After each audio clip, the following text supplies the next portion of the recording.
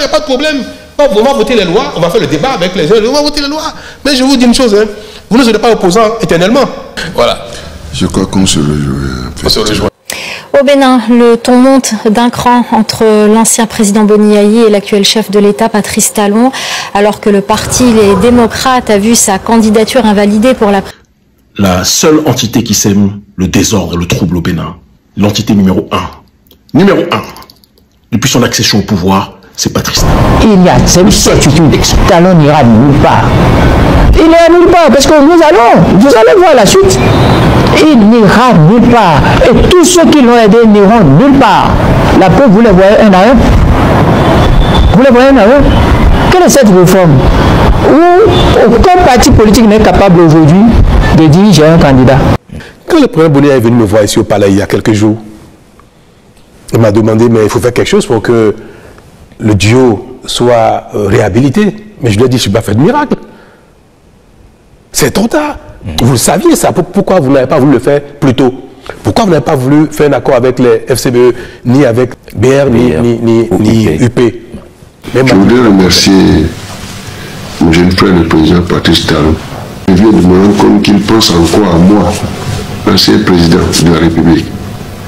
Puisque, à l'occasion de cette rencontre qu'il a organisée au Palais de la République, bien la famille, c'est tendu actuellement. Franchement, c'est pas bon. Bien sûr, c'est pas bon ce qui se passe actuellement concernant, bien sûr, les élections, concernant la vie politique béninoise, chers frères et sœurs. La vie politique béninoise actuellement, chers frères et sœurs, c'est tendu. La tension entre le président Patrice Talon et l'ancien président, surtout le président et l'opposition, les démocrates, et qui est avec ça à la tête, bien sûr, le président Boni Yayi. Chers frères et sœurs, vous connaissez, s'il y a un parti qui peut renverser le président Tchépé, le président Patrice Talon au pouvoir, c'est le président Boni Yayi. Et actuellement, je pense que on est en train de vivre. Il faut appeler les choses par les noms, comme on le dit souvent pour s'amuser. En tout cas, en classe, quand on était sur les bancs, chaque fois, il appeler les choses par les noms. Ça, c'est ce qui s'est passé, ce qui se passe au niveau de la Côte d'Ivoire, au niveau de Zimbabwe aussi, je crois, au niveau du Cameroun, parce qu'il y a aussi des opposants qui n'ont pas pu participer. Vous voyez, non?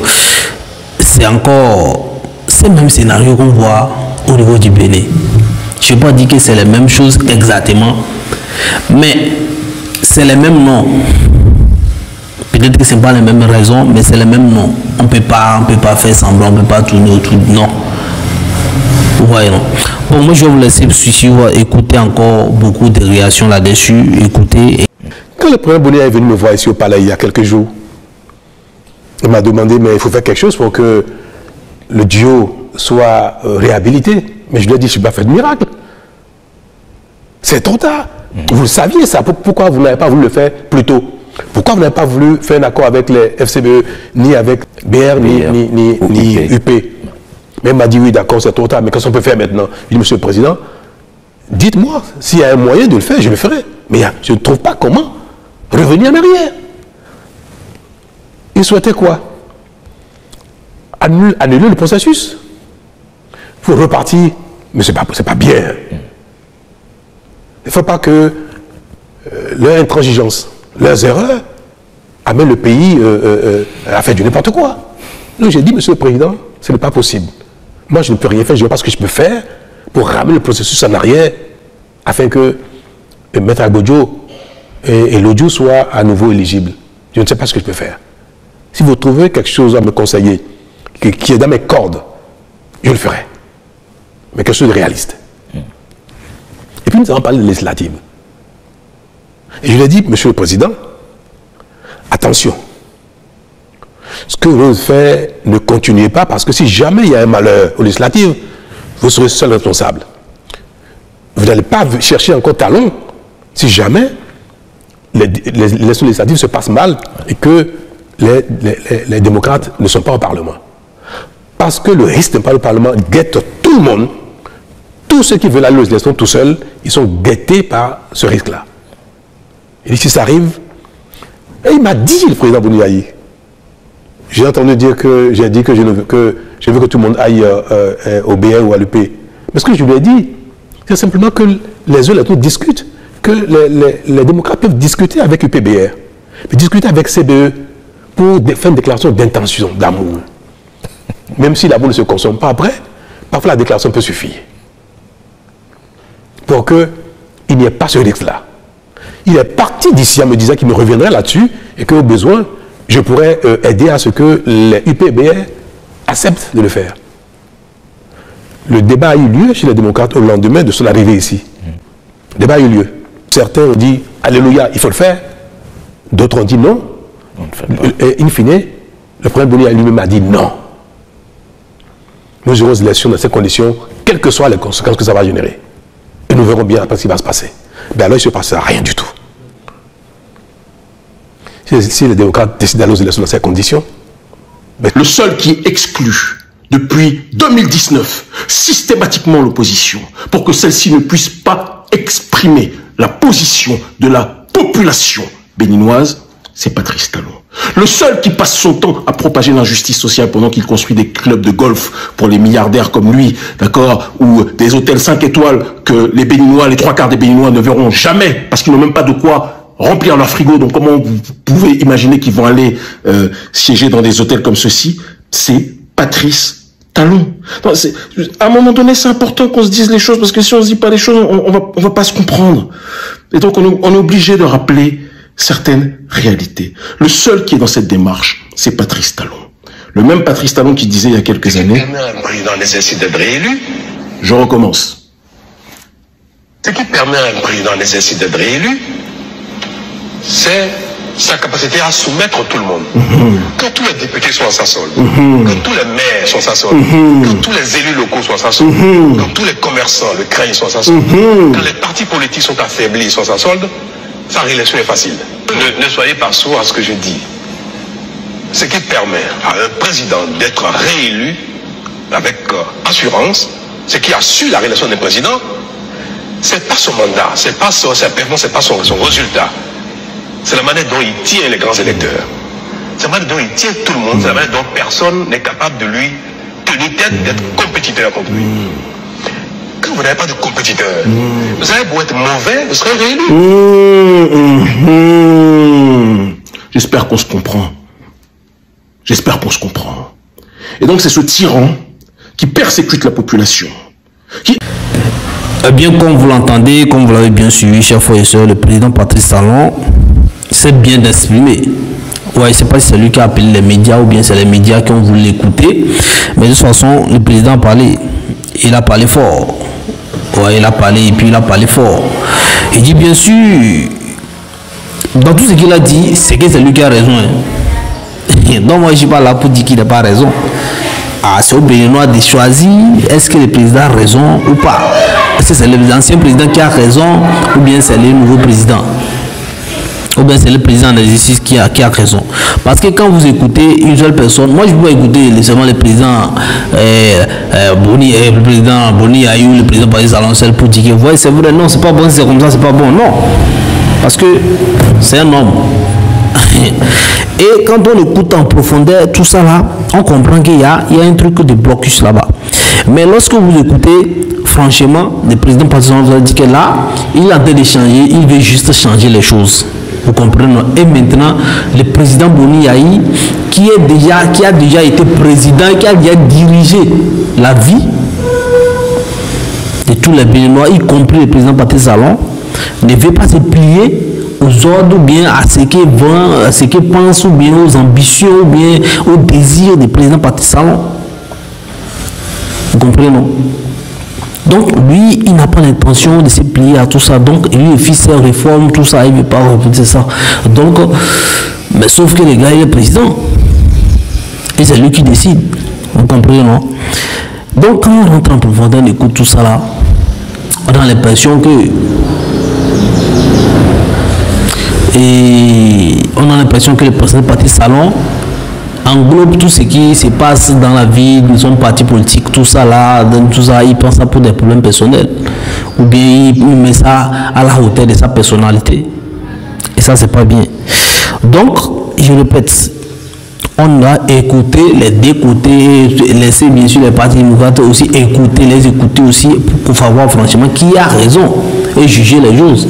Voilà, sinon c'est le président qui a parlé et quand j'ai écouté ce que le président dit, parce que là, il dit, le président, vous savez, il soucie socialement la population, qui pousse les gens de leur propre pays à l'exil, alors que ce petit homme, démembré psychologiquement et sur d'autres aspects aussi, qui s'est enfui, tirer son pantalon quand il est rentré par le coffre pour s'enfuir du Bénin et aller vers la France. Et c'est ce petit homme, c'est ce petit homme qui s'est accaparé tous les marchés et a poussé à l'exil tous les opérateurs économiques. C'est ce petit homme qui persécute toute personne qui pense différemment de lui. C'est ce petit homme qui a pris en otage le Bénin pour une minorité et qui pousse une grande partie à l'exil. Pour présenter une belle vitrine du Bénin pendant qu'il est à l'intérieur du magasin Bénin en train de qu'il était censé protéger. Et quand maintenant des petits nous envoient des vidéos comme celle-ci, ils se sont prénommés Génération Z. D'accord? Ils nous envoient des vidéos comme celle-ci, je la remets au début.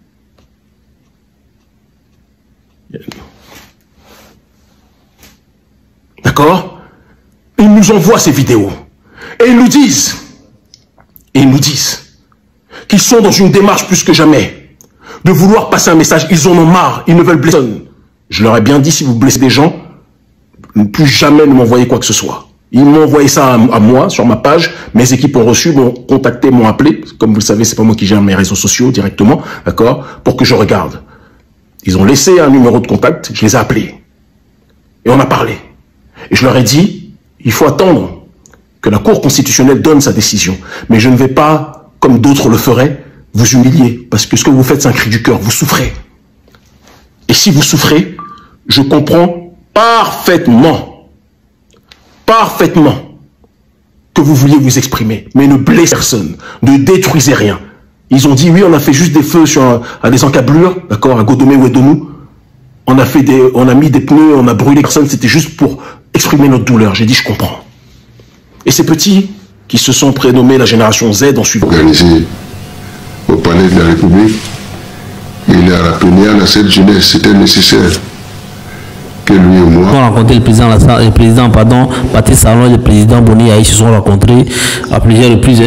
Et voilà, et la dernière fois, c'est ça le président Patrice Talon a en train de dire, que le président est venu demander de trouver une solution. Voilà, je pense que c'est ça. Quand il parle de la Côte d'Ivoire, il parle de Bénin, tout ça, c'est comme ça. C'est ce que demande le président Laurent Gbagbo aussi au président. Il a demandé au président en train de trouver une solution parce qu'il veut prendre les décisions. Voilà, pour que le président Laurent Gbagbo soit sur la liste, tout ça là. Et je pense que ça, si le président Boni Yayi a été chez le président Patrice Talon pour demander à ce qu'il fasse quelque chose, c'est parce qu'il sait qu'il peut prendre les décisions. Et prendre des décisions, c'est faire des sacrifices. Mais est-ce que le président Patrice Talon, lui, est prêt à faire des sacrifices, à mandouiller ou bien à prendre des décisions, appeler les décrets pour corriger ce qui s'est passé? Parce que, à comprendre, bien sûr, à écouter le président, c'est que c'est le président Boni Yayi qui s'est mis même dans cette situation. Et que c'est trop tard maintenant pour corriger les choses. Vous comprenez? Donc, ça là, est-ce que ça ne va pas réveiller encore les couleurs des gens? Parce que là, les partis, les démocrates, qui est l'opposition le plus dynamique actuellement au niveau du Bénin, a allé poser sa candidature parce qu'il faut un binôme. Si on veut rentrer dans les détails de comment les élections se passent actuellement, chef officier, comment ça va se passer, les réformes, les codes électoraux, tout ça là, on ne va pas finir. Donc ce qui est sûr, c'est que le président Patrice Talon lui a présenté son poulain, il a présenté son candidat et je pense au candidat validé. Ça, vous ne pouvez pas en douter parce que c'est le président. Imaginez que le président présente son candidat et qu'on dit la cause sondelle, qu'on dit que non, parce que non, bon, vous savez, c'est un ancien ministre, je crois, c'est un ministre des Finances ou bien, je crois. Donc, Romiag, voilà. Et les partis, les démocrates aussi a présenté son. C'est duo quoi, parce qu'il faut deux, je crois qu'il faut deux. Ils ont présenté, mais les candidatures ont été rejetées parce que je crois que les parrainages, je pense que c'est là-bas, il y a eu problème, tout ça là. Et là, le président Patrice Talon, le président Boni Yayi, après le refus, la rejet de la Cour constitutionnelle, tout ça là, ils pensent participer, parce qu'ils ne vont pas participer aux élections. C'est encore grave. Voyons, ça vous affaiblit. Mais de quoi s'est-il agi concrètement, Monsieur le Président? Mais vous n'avez pas manqué, en tant que Béninois, de suivre les événements tout ce qui s'est passé au Parlement, puis à l'occasion de l'élection, avec les drames qui ont suivi. Souhaitez-vous que j'aille dans le détail? Allons-y, on veut bien comprendre, Monsieur le Président. Je crois que c'était en février 2019 que j'ai reçu ici au Palais l'ensemble des partis politiques représentés au Parlement. Parce que nous venons d'engager la réforme du système partisan. Les textes adoptés qui répondaient parfaitement à l'attente de tous avant 2016, ces textes ont commencé à être boudés par une partie de la classe politique, notamment l'FCBE d'alors. Et ils ont estimé que les nouveaux textes n'étaient pas convenables, trop rigides, et risquaient de ne pas les faire gagner des élections.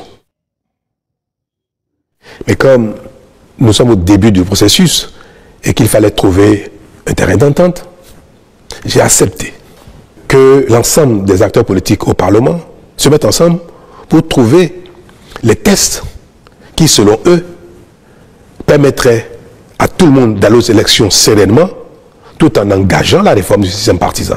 Ne pas rester au statu quo de notre passé connu, excusez-moi le terme, de pagaille politique, mais d'engager une réforme qui reste à la portée des uns et des autres. Des rencontres ont eu lieu au Parlement, sous la présidence de président Ongbedi, président de l'Assemblée à l'époque, et un consensus a été trouvé. L'ensemble de tous les acteurs représentés au Parlement ont abouti à un consensus. Et je crois que ce consensus a été consigné dans ce document le 18 mars 2019. Ceux représentant l'opposition dans le comité sont allés voir le président Yahya Boni pour lui présenter le consensus. Mais tenez-vous tranquille, le président Yahya Boni a refusé que le consensus soit adopté, que les tests prévus pour être votés afin non seulement d'engager la réforme, mais de permettre à tout le monde d'y aller plutôt aisément. Ces tests ont été refusés par le président Boni Yayi, qui a dit aussi, ceux qui sont venus le rencontrer, que les choses n'ont qu'à rester en l'état. Que si l'élection ne doit pas avoir lieu, elle n'aura pas lieu. Et que nous verrons bien. La mort dans l'âme, ses propres représentants revenus au Parlement ont indiqué que, bien qu'ils aient travaillé au consensus, bien que les nouveaux tests devant être pris leur convenaient bien, mais que la ligne du parti ne permet pas d'avancer et de signer quoi que ce soit. Et encore moins de voter de nouveaux tests, puisqu'il était prévu que les tests changent. Je dois préciser que, à la suite des négociations au Parlement, tous les représentants de chaque camp, mouvance, opposition et consorts, comme je disais tout à l'heure, après avoir abouti au consensus, tous les représentants désignés avaient signé l'accord de consensus. Donc avant d'aller soumettre cela au président Yahya Boni. C'est parce que celui-ci a refusé qu'il n'est pas question que le consensus soit mis en œuvre, qu'ils sont donc revenus et ont dénoncé leur propre signature. Ils l'ont dénié finalement. Ils l'ont dénié, après l'avoir signé. Vous savez, parfois, ça prend le temps que ça va prendre, mais ça finit toujours. Il y a une certitude, Talon n'ira nulle part. Il n'ira nulle part, parce que vous allez voir la suite. Il n'ira nulle part. Et tous ceux qui l'ont aidé n'iront nulle part. La preuve, vous les voyez un à un. Vous les voyez un à un. Quelle est cette réforme où aucun parti politique n'est capable aujourd'hui de dire j'ai un candidat? Le premier qui lève la tête en caveau, il ira à Misreti. Justement, Talon a été extraordinaire de perfidie politique, de médiocrité idéologique. En tout cas, il a pensé à moi, en disant qu'on se voit et qu'on se parle. Bon, il faut que je restaure la vérité. Est-ce que la grâce de Jésus me pousse à la repentance? La repentance, c'est que je ne dois pas pécher. Mentir, c'est pécher. Ça fait un moment que nous nous sommes retrouvés avec nos jeunes frères et moi, un bon moment. Ça remonte à des mois. Peut-être j'ai souvenance que nous nous sommes retrouvés au palais de la République pour discuter des questions du code. Je ne veux pas oublier cette rencontre qui s'est déroulée au palais, mais je pense que le président s'est déjà repenti. De plus.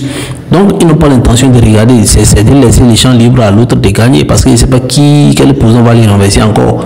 Voilà. Donc, le président partisan là allait voir son adversaire pour lui dire, il faut trouver une solution pour qu'on puisse venir te gêner dans les campagnes. En quelque sorte, quoi. Voilà, et lui faire comprendre que là, la solution, il n'y a plus de solution. Ça, c'est déjà raté. Il y a les législatives qui arrivent, peut-être que les législatives prochaines, vous allez essayer de vous débattre là-bas, ou bien de trouver une solution encore, ou bien de ne pas faire les mêmes erreurs. En quelque sorte, vous comprenez, non? Voilà, donc je pense que là, c'est fait.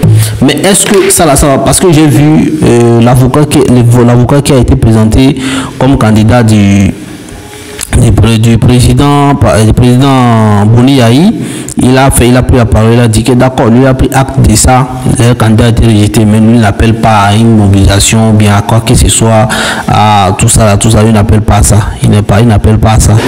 Donc, et ils ont pris acte maintenant sur tout ça là. Donc ça veut dire que lui, il n'est pas dans les réformes, bien dans les idéologies, ou bien dans les façons de gérer au niveau de la Côte d'Ivoire. Parce que la Côte d'Ivoire, ils sont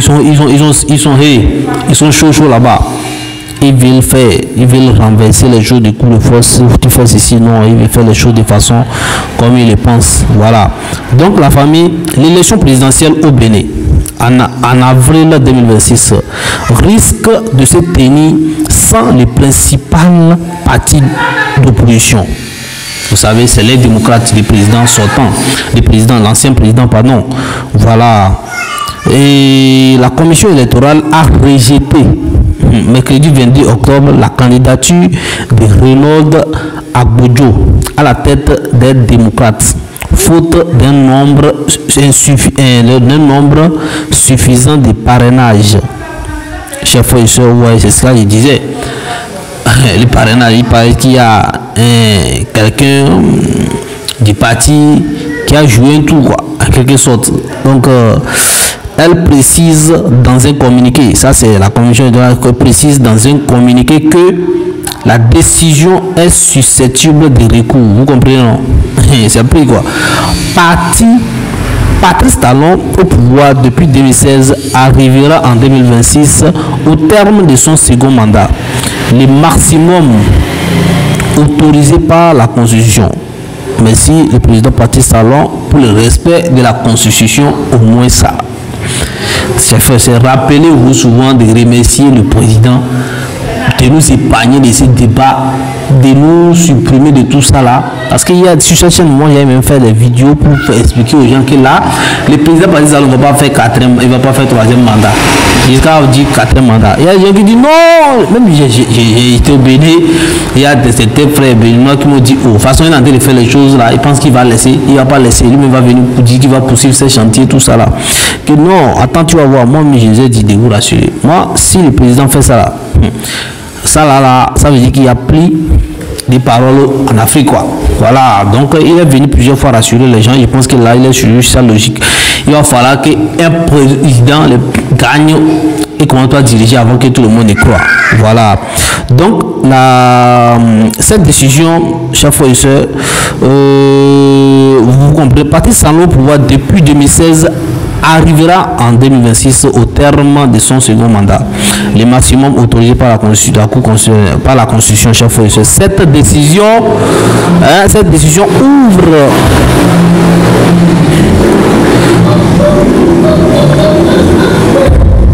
décision ouvre une voie royale à la majorité au pouvoir.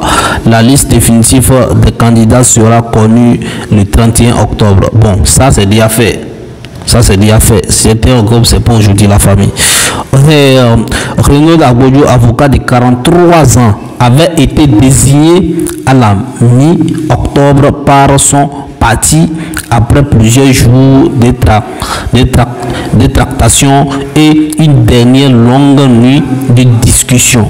pour être qualifié, il faut obtenir 28 parrainages de l'US.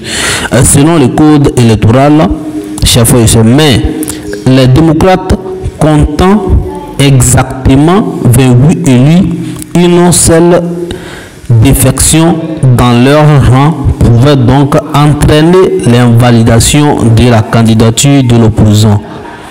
Selon la commission, le parrainage du député Michel Sodino a été déclaré invalide.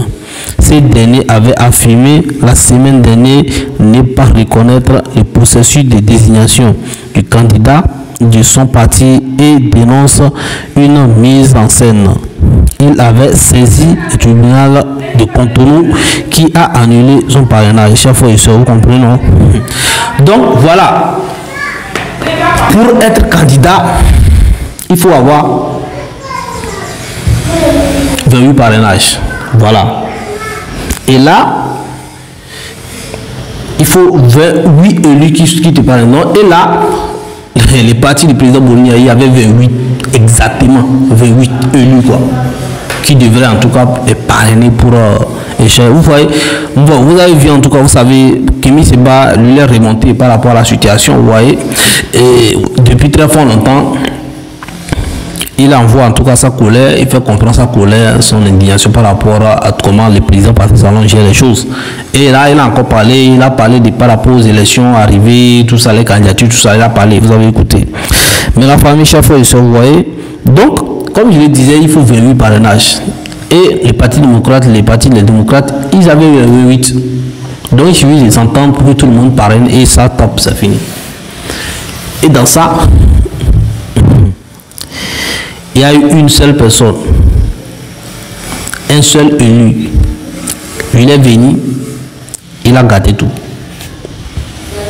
Il ne sait pas comment ça s'est passé. Lui n'est pas d'accord.